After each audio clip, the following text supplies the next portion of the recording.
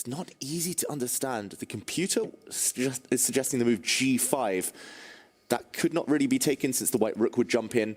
But g5, the black pawn would have pushed. Maybe the black position would have been looser. Very difficult to comprehend that decision, that move from the computer. I think long-term, white is still doing very well. So this miss from Fabiano, not a bad decision.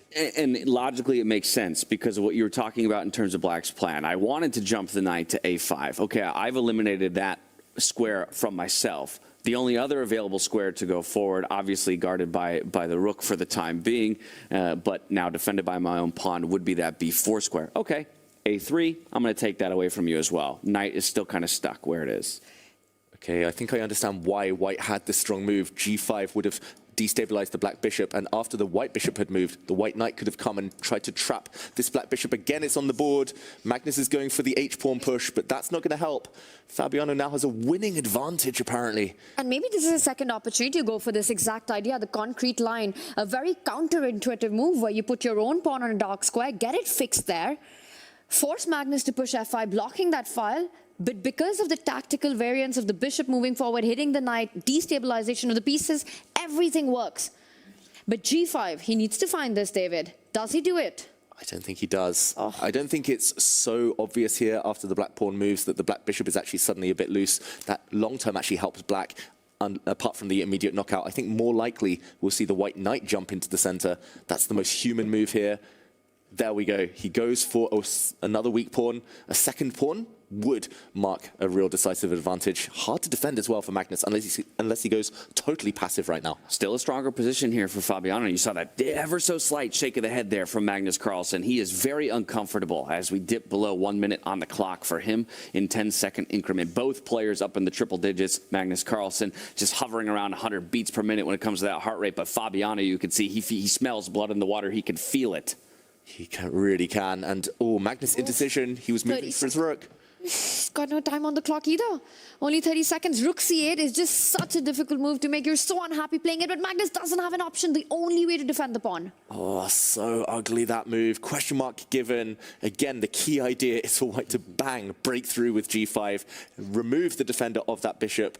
But if he hasn't seen it once, he hasn't seen it twice, will he see it the third time? Fabiano, at some point, he will need a second avenue, a second way in. He's got a beautiful rook on the 7th rank, beautiful minor pieces now.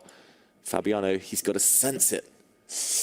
Oh, and he doesn't. He misses it one more time, lines up the rook against the black bishop, and now Magnus stops the threat. Oh, he actually found the idea, Fabiano. He was setting up g5, but now it's been prevented. And yeah, it's not easy to push through. The black rook cuts across the 4th rank, meaning the white pawns can't push. How to make progress? Chance is gone.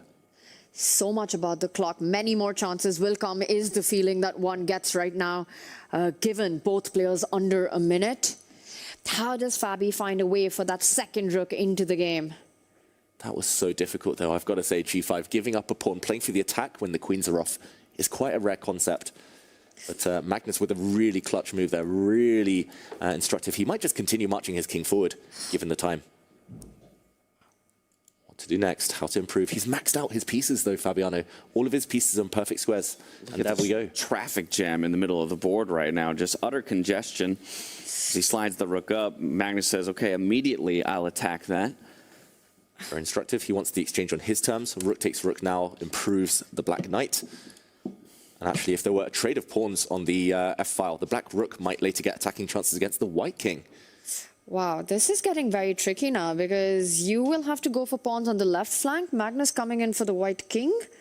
Is this about to become a race again? Yeah, and the clock situation's turned against Fabiano. He was spent so long looking for that winning move. He knew it was there, but under 20 seconds. Make a move. It's not too often that you see his chair shaking, and in this moment he is 10 seconds, now down to single digits, searching for a resource. This is turning around now. He's coming back to defense. Momentum is shifting. Oh, that feels like a step in the wrong direction. The knight only came from the e3 square earlier. Now it's gone away from the action. Magnus is going to bring his king. Typical Magnus, activating the king in endgames, pawn trade. I don't know how he keeps doing this. In worse position, stabilizes and then punishes. He's going ahead with the king. He's creating a mating net. Notice how all of Fabi's pieces are on the left flank, the king left alone. And all of Magnus's army is coming through. Rook g8 check, luckily is defended by the bishop on c4. Yeah, if it wasn't for the white bishop defending this square, black has a huge attack. But I think Fabiano now wants to pull the brake a little bit and just get the knights off. That would remove some of the risk. Can't hit the brakes too hard, though, just because the clock continues to tick away. Yeah, but that was exactly him doing that. He knows that the position slipped out of his hand, and he needs to make sure this doesn't go from bad to worse. Very important that the black bishop cannot go back and sit on this square, caging in the white rook, because we would see the white bishop kick away the black rook, some sacrifices. The white c-pawn is still a potential queen. So very important that white's rook is still free. Magnus still, he's the one defending. He's still a pawn down. You put that black rook a way to find itself on the G line, we're talking about a completely different game. But notice how it's almost impossible for him to free itself with that c7 pawn tying itself down. For Magnus Carlsen, how does he get the rook into the game? I don't think there's a way. a4 would be a typical Magnus move here, just locking down pawns, locking down an enemy pawn on a dark square. He's reaching for his own pawns, though. He loves pushing those corner pawns h5 instead. That's a waiting move. Oh, 3 results still possible. It's one of those endgames. Rook's off the board, it's a draw. Rook's on the board, anything can happen. And maybe this is the moment that Fabi pushes his own a-pawn, making sure that Magnus doesn't get the option to go a4 next. He starts with the other side himself. Okay, but that's a target. That white pawn sits on a dark square long term. Who can hold their nerve? The rook can't move, the king is optimized, the bishop is optimized. Almost feels like every move makes Magnus' position slightly worse, slightly less ideal. If Magnus has a dead rook, can we kill the rook on the other side by sliding our bishop back to b6? He doesn't go that way. Yeah, there would have been tactics there. The white bishop could have hit the black rook. When it moved away, the rook could have taken a bishop and tried to punch through with the pawn. There were tactics so he defends the other direction, but now black's pawns are loose. And now the black rook is coming. Tanya called for it. The black rook wants to reach this square to go for an attack against the white king. Yeah, just get it on the G line and you don't care about the pawns. Take the pawns, I'm coming for your king is what Magnus is saying. And this is Fabi rushing to defend. If rook e7, he wants to go rook to d7, challenge on the 7th rank, not allowing a check. Yeah, and even that might be a draw after a rook trade. The black bishop can prevent any promotions, but Magnus might want more. Magnus's bishop might move out the way. The black rook is coming. He does want more. He doesn't go for that rook trade option. Gets the king closer to that weak pawn on the H line. And Fabi now attacks the bishop. Which will move. You can bring it forward. Keep it on the diagonal that it is. And the rook's coming in. Yeah, very important that the black rook covers some squares. And Magnus is taking a bit of a risk here. You've got to watch out for bishop. Rook takes bishop sacrifices, pushing through the pawn.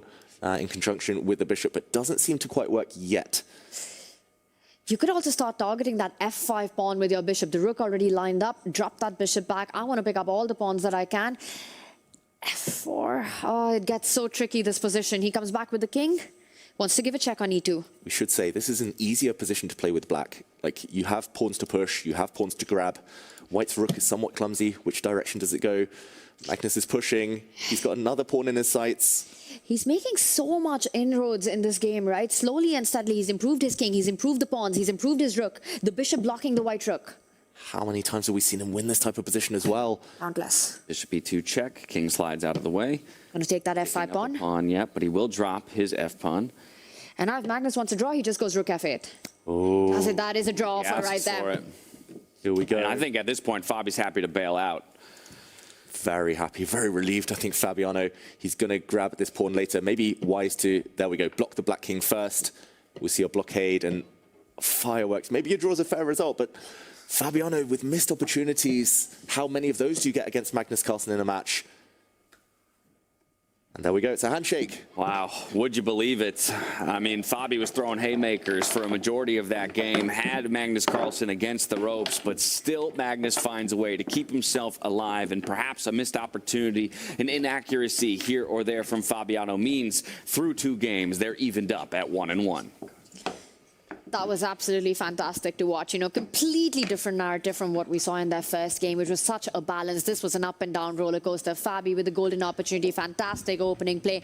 And then Magnus finding those genius ideas from the very start, keeping practical chances alive. And it almost felt, David, that the whole thing was about to turn around, but Fabi experienced knowing when to pull the brakes. Oh, yeah, just in time for Fabiano, just as it looked like it was turning.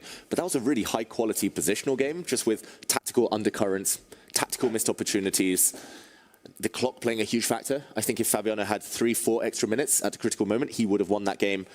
Magnus will be a relieved man. But he was suffering there, suffering quite a lot.